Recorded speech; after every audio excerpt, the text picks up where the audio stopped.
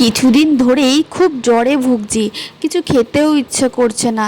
কিছু খেতে গেলেই মুখটা একদম তিতে হয়ে যাচ্ছে, বিচ্ছিরি হয়ে যাচ্ছে। কিন্তু এদিকে খিদেও পেয়েছে, কি করি বলো তো। হঠাৎ করে আমার মাথায় সেই ভাইরাল মাখা কাকুর কথা মনে পড়ে গেল। তাই আমি আস্তে আস্তে বাইরে বেরিয়ে আসলাম, দেখি কিছু পাওয়া যায় নাকি। অবশেষে পাওয়া গেল। তাহলে এই যে ঘাস, সেই ভাইরাল মাখা কাকুর ঘাস মাখা, আজকে আমি সেটাই করব। তো চলো তোমাদেরকেও দেখাবো আমি কি করে সেই মাখা কাকুর মতনই টেস্টি ঘাস মাখা করি। আমাদের বাড়ির সামনে এই ঘাসগুলো হয়েছিল, তো আমি ঘাসগুলো তুলে নিলাম প্রথমে। তারপর গিয়ে ঘাসগুলোকে ভালো করে ধুয়ে নিলাম, কারণ অনেক নোংরা থাকতে পারে, ভালো করে ধুতে হবে। তারপর টুকরো টুকরো করে ছিঁড়ে নিলাম, কারণ আশেপাশে আমি চাকু পাচ্ছিলাম না বা কিছু পাচ্ছিলাম না, তাই হাত দিয়েই ছিঁড়ে নিলাম। তো এরপরে আমি দিয়ে দিলাম বিট লবণ, স্বাদ মতো বিট লবণটা দিয়ে এরপর আমি দিয়ে দেবো কিন্তু লঙ্কার গুঁড়ি।